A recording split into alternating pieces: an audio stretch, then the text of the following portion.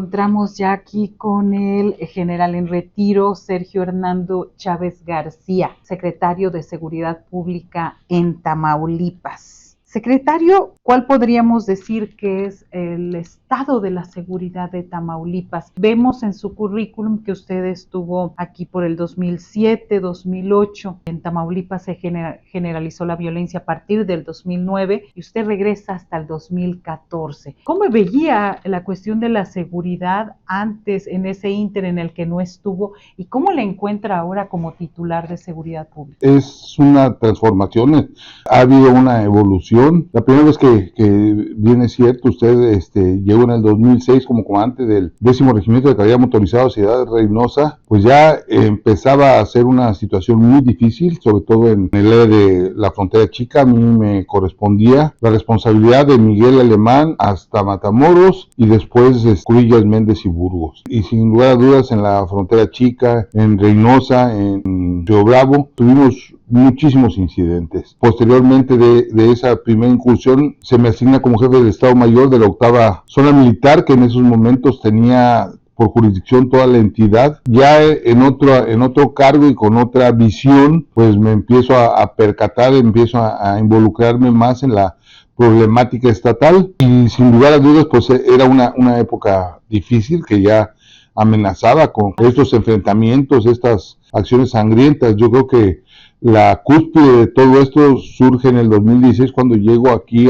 primeramente en 2015 que llego allá al Dama como director del Centro de Adiestramiento Regional, y posteriormente aquí en el 2016 a Ciudad Victoria como comandante de la Zona de Acción Centro. Y esto pues ya era una situación bastante delicada, bastante aguda. En esos tiempos teníamos lamentablemente la misma cantidad de homicidios aquí en Ciudad Victoria que la suma de lo que sucedía en Nuevo Laredo, Reynosa y Matamoros. Esto por fortuna fue disminuyendo, fueron asumiéndose acciones de los 3 órdenes de gobierno. Sin lugar a dudas, la comunicación, la coordinación son fundamentales para poder afrontarlos. Entonces, hoy en día creo que tenemos una entidad muy pujante, sobre todo debido a la visión y al empeño que el doctor Américo Villarreal Anaya ha dado para que el desarrollo de los tamaulipecos vaya de la mano con las acciones de la seguridad. No puede haber desarrollo si no hay seguridad, y no hay seguridad si no hay desarrollo. Entonces yo creo que la combinación de estos aspectos que conforman lo que es en sí, en un ámbito ya de mayor visión, la seguridad nacional, creo que la suma de estos esfuerzos es lo que ha permitido que, sin que se suprima la problemática, porque esta situación pues son problemas propios de una entidad fronteriza. Reynosa es la ciudad con mayor demografía, casi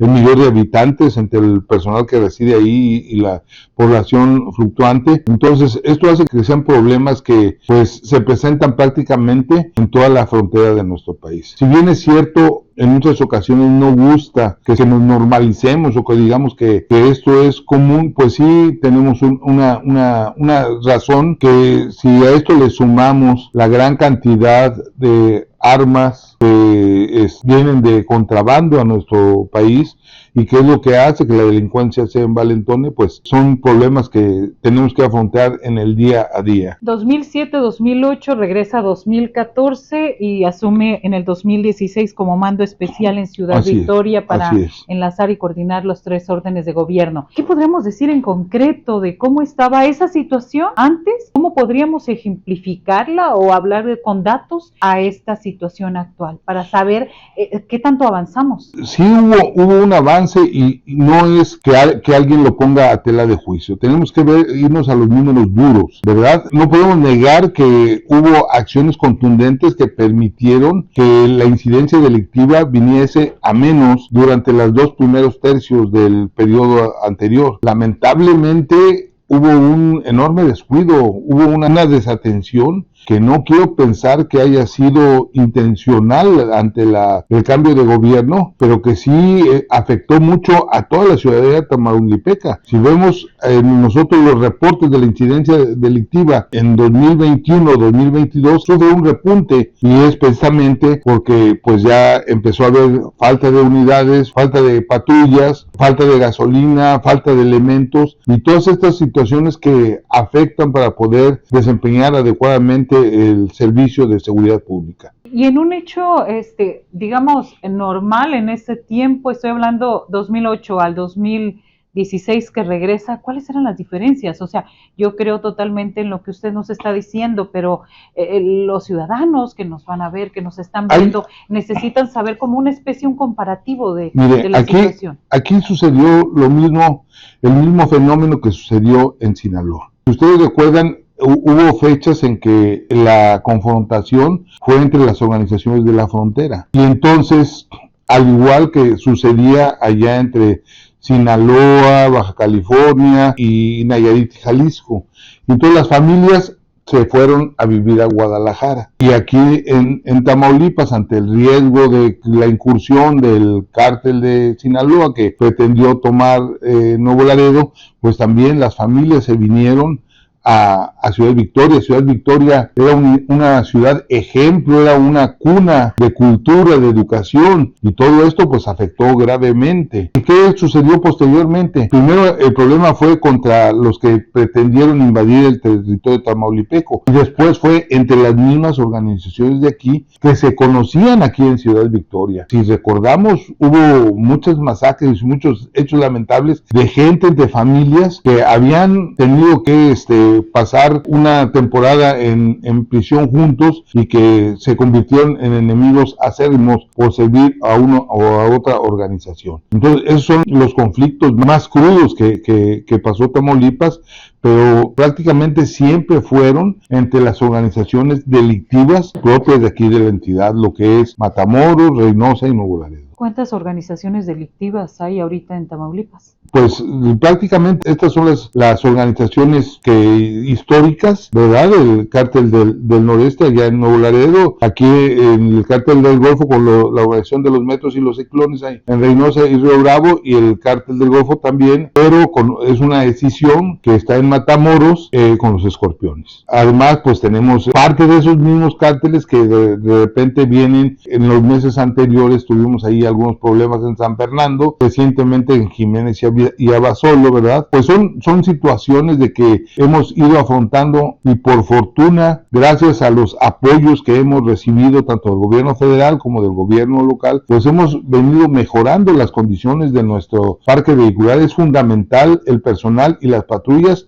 para tener con qué hacer frente a todas estas amenazas. Jiménez y Abasolo, ¿cómo se encuentra ahora? Sabemos que ya lleva meses esta situación. Realmente fue una confrontación que duró 3-4 días y que ya cada quien se replegaron. Entonces, ante la presencia precisamente tanto del Ejército como de la Marina, como de la Guardia Nacional y de la Guardia Estatal. Entonces son conflictos temporales que se llevan a cabo. La pérdida de vida humana no es deseable para ninguna de las partes y es muy lamentable. Lamentablemente son circunstancias que ocurren muy comúnmente en este tipo de conflictos. Abasolo pues vive en una dinámica laboral común al igual que el resto de la entidad. Si usted lo recuerda, anteriormente hubo muchos mayores problemas de más días y todo en aquella región de San Fernando y Méndez, ¿verdad? A principios del año, que realmente pues fue un conflicto también entre las mismas organizaciones delictivas que se extienden por tratando de controlar zonas para sus actividades ilícitas. En Abasolo, Jiménez, ¿qué grupos están disputando ahí el territorio? La disputa entre todos es de los escorpiones del Golfo contra los metros y ciclones de acá de Reynosa, Matamoros.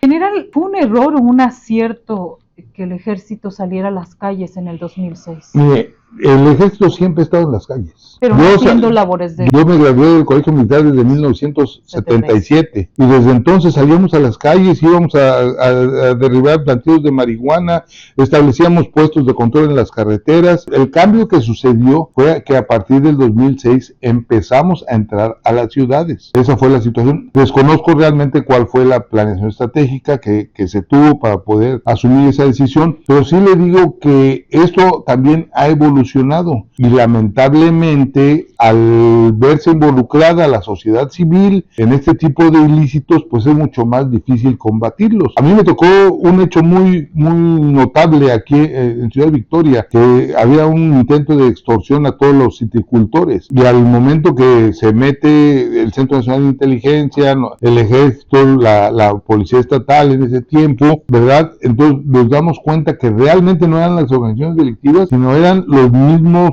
jóvenes adultos de la sociedad de la región quienes estaban llevando a cabo estos ilícitos, tratando de aprovechar las siglas de alguna organización delictiva. Y eso es muy común que nos ocurra en los casos de secuestros express, intentos de extorsión, cobro de piso, ¿verdad? De que realmente no es tanto que sea la delincuencia organizada, sino que son pues personas que se dedican a malvivir y a afectar a la gente para extorsionarlos. Entonces, una invitación, necesitamos fomentar la cultura de la denuncia para que nosotros como autoridad tengamos un respaldo para actuar contra los presuntos responsables. ¿Y el Estado en dónde queda para garantizar esa seguridad? El Estado tiene la responsabilidad de fomentar los cuerpos de seguridad, pero recuerde que cada uno de nosotros como valor individual tenemos la propia responsabilidad de practicar nuestra propia seguridad. Entonces hemos estado trabajando porque es imposible, no hay dinero que alcance en ninguna entidad. Hice un curso de alta dirección en Japón, de alta dirección policial, fui a cursos en Canadá, en los Estados Unidos, en Centro y Sudamérica, sobre todas las cuestiones de seguridad pública, y en verdad que pues es la aplicación y sobre todo la participación social lo que permite que haya un cambio en esta problemática delincuencial. Mientras la sociedad no colabore, mientras no avancemos en la educación, en los valores, en el respeto a las leyes, pues entonces estos problemas se vienen agravando. Es una responsabilidad del Estado, pero también es una responsabilidad social, es una responsabilidad de la familia, es una responsabilidad de los clubes, de las asociaciones, de la iniciativa privada, de procurar mejores condiciones, fuentes laborales, para que haya menos necesidad de dedicarse a actividades delictivas para obtener el sustento. Sí, en ese sentido, bueno, también el Estado es prevenir el delito, procurar la justicia y también terminar con la impunidad, porque si no se termina con la impunidad, los delitos van a continuar. Así es. Estamos trabajando muy de la mano con las fiscalías, tanto General de la República como la Fiscalía del Estado, para que todo tipo de delitos que se presenten, el infractor se presente ante la autoridad correspondiente. Un claro ejemplo lo tenemos en el incidente que tuvimos el día de antier en el Teatro Amalia, donde una falsa amenaza de bomba, al igual que la que habíamos tenido en el Congreso, en la Torre y en Mante. Entonces, para empezar aquí, la de la secundaria, ya se identificó al presunto responsable, ya se están llevando a cabo las actuaciones por parte de las autoridades del sector respectivo, se tomaron también medidas. Es necesario pero como le digo, todo esto es cuestión de un camino, debemos de transitar por este camino de valores, de educación, de mejorar como seres humanos, para distinguir que podemos dedicarnos a cosas legales sin necesidad de estar infringiendo la ley. General, usted habla de una coordinación con la Fiscalía. Yo sé que ustedes, por su formación militar, tienen un esquema y una forma, un sistema. Sin embargo, nosotros en Tamaulipas padecemos a un fiscal, pareciera que recibe más órdenes externas del exgobernador Francisco García Cabeza de Vaca, más que en procurar la justicia para Tamaulipas. ¿Cómo lidia usted como secretario de Seguridad con una formación militar de pronto estas cuestiones políticas? Mire, nosotros estamos aquí por la determinación del señor gobernador, estamos haciendo nuestro mejor esfuerzo, no es nuestra primera experiencia, ya es la tercera experiencia como alto mando en cuestiones de seguridad pública. Anteriormente estuve en la Procuraduría General de la República, fui director general de intercepción, de mí dependían todos los puestos de control en aeropuertos y en las carreteras principales del país. Posteriormente acabo de concluir 4 años de estar de subsecretario de Seguridad Pública en el Estado de México, con un estado de fuerza de 15,000 elementos en 125 municipios, ¿verdad? Y ahora estamos aquí. Tamaulipas para mí es prácticamente el segundo estado donde tengo yo más afincamiento. ¿Por qué? Por las 6 veces que que estuve aquí, estuve en el regimiento, estuve en la zona militar, posteriormente estuve en el centro de adiestramiento, estuve aquí como mando especial, y ya una vez que solicité mi retiro, todavía me invitan a trabajar aquí en la iniciativa privada como director de recursos humanos. Entonces eso hace que, sin uniforme, viví Tamaulipas, sé cómo se comporta, cómo es la gente, y sé cuando hay cosas buenas, cuando hay problemas, ¿verdad? Normalmente, pues, estos surgen en lugares y en horas donde no debemos de estar. No es común que estemos a las 3, 4 de la mañana en una zona de tolerancia o en un bar, o sea, eso es tratar de contribuir a que haya problemas. Podemos divertirnos sanamente como lo hicimos ahora en la feria, ¿verdad? Que tuvimos un absoluto lleno y todos los días la gente se volcaba sobre los juegos, sobre los puestos de diferentes ofertas que había, y pues realmente fue muy satisfactorio concluir con saldo blanco. Entonces, estamos trabajando porque el policía, el guardia estatal, tenga la firme convicción de que nosotros no debemos lastimar a la sociedad. Ahora, en cuanto a lo que usted me preguntó, no trato de evadir la pregunta. No es al doctor lo conozco desde que estuve aquí como mando especial. Él tiene su área de responsabilidad, yo tengo la mía.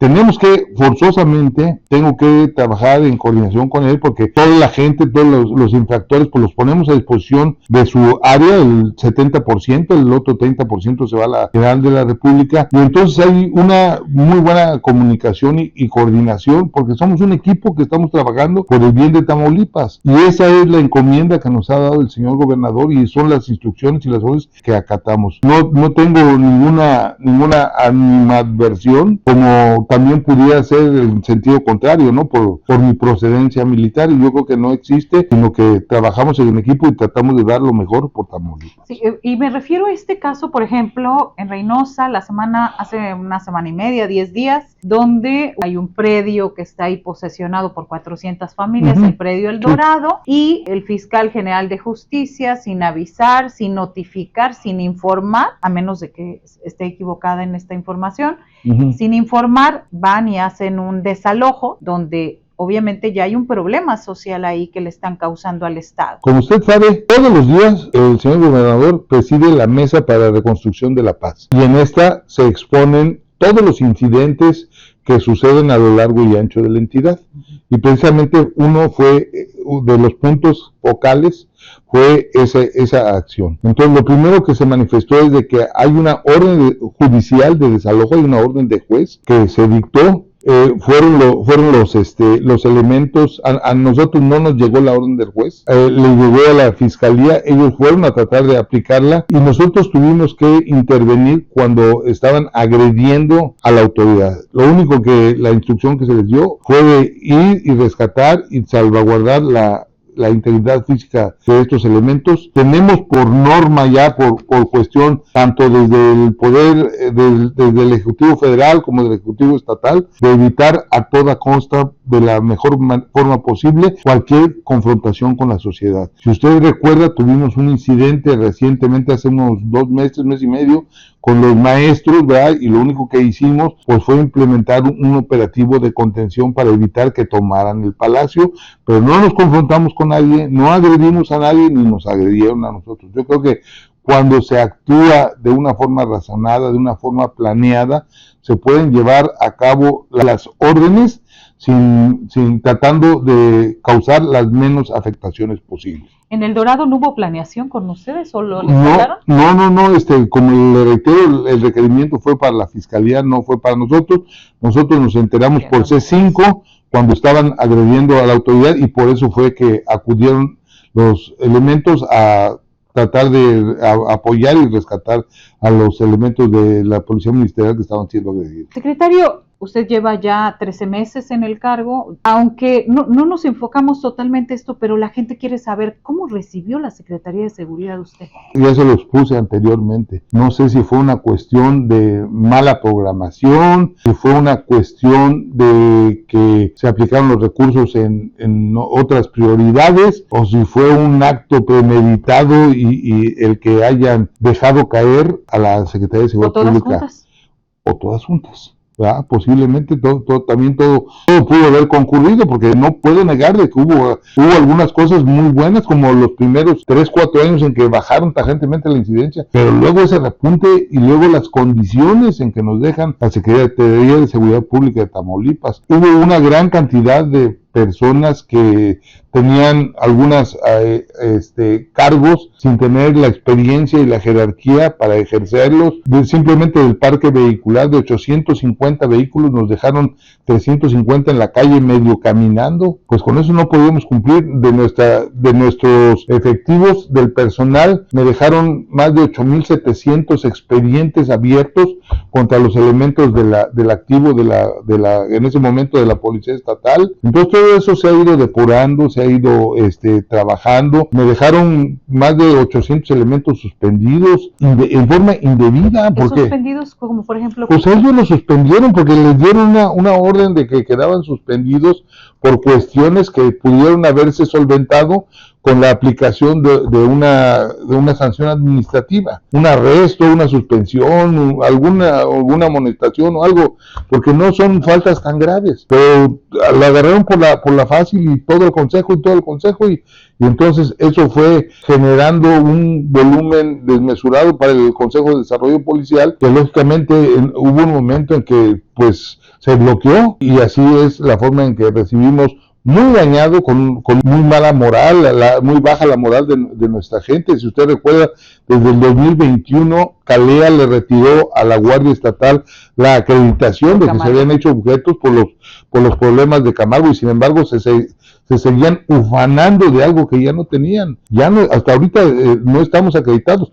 Ya iniciamos el proceso, lo acaba de declarar el señor gobernador, iniciamos el proceso para volver a obtener esa acreditación, y vamos a hacer todo lo posible. Afortunadamente pues traemos la experiencia de que si pudimos acreditar los 15,000 elementos en el Estado de México, vamos a poder acreditar a los elementos de aquí. Hoy tenemos la visita de la Comisión Nacional de Derechos Humanos, que están supervisándonos los 5 sedes. Lamentablemente, en la revista del julio de 2022, Tamaulipas quedó en el último lugar a nivel nacional. Esperamos entregar muchas mejores cuentas. El señor subsecretario ha trabajado intensamente con todo su equipo. Hoy están acompañando a los visitadores. No se trata de ocultarles nada, sino por el contrario, de aprender, de que nos enseñen qué es lo que nos falta para emprender las acciones correspondientes para subsanarlo. Estamos trabajando también mucho con los señores presidentes municipales por el proyecto nacional que se trae de reinstaurar el sistema de justicia cívica, ¿verdad? Pero para esto necesitamos que en los 43 municipios dispongan de barandillas, de jueces de paz, y que tengamos pues bien coordinado, bien estructurado ya el reglamento de justicia cívica que se está implementando a nivel nacional. Es decir, ¿regresar a las policías preventivas? Eso sería lo deseable. Sin embargo, ese es un proyecto que requiere de muchísima inversión. Sale carísimo, como no se imagina, reclutar, formar, capacitar, especializar, equipar y armar a un elemento. Más o menos haciendo un cálculo así por 6 meses, nos sale como en 210,000 pesos cada elemento. Entonces imagínense cómo le podemos decir a San Nicolás, o a San Carlos, o a Antiguo Morelos, o a Nuevo Morelos, pues Cruillas, Méndez o Burgos, pues se les va su presupuesto en eso. Actualmente la Guardia Estatal cubre la doble función. Apoya tanto a los municipios en la aplicación del bando de policía y buen gobierno, como lleva a cabo las acciones correspondientes contra los delitos, tanto los del fuero común que nos corresponden, como los del fuero federal, con los de delincuencia organizada, porque como autoridad no podemos darles la espalda cuando esté ante la flagrancia de estos ilícitos. ¿Cuántos elementos tienen ahora? ¿Con cuántos recibió? ¿Cuántos tiene ahora? ¿Y dónde quedaron los GOPES? Los GOPES todos fueron sujetos primeramente al examen de control de confianza. Después vino una época en que las diferentes fiscalías empezaron a requerirlos por diferentes acciones ilícitas que se habían cometido, y cuando nosotros llegamos eran 117 elementos. Hoy, de esos elementos, una vez que fueron vueltos a someterse al examen de control de confianza, readiestrados, y que ya se les sometió al curso básico de fuerzas especiales. Únicamente nos quedan aproximadamente 42, 44 elementos, pero ya con una mentalidad totalmente diferente. Desapareció el nombre de golpes, o son fuerzas especiales de la Guardia Estatal, FEJES. ¿Y esos dónde están? Esos se encuentran distribuidos, como son, su actuar es muy específico y atienden situaciones de alto riesgo, de acuerdo a la información, a la incidencia delictiva.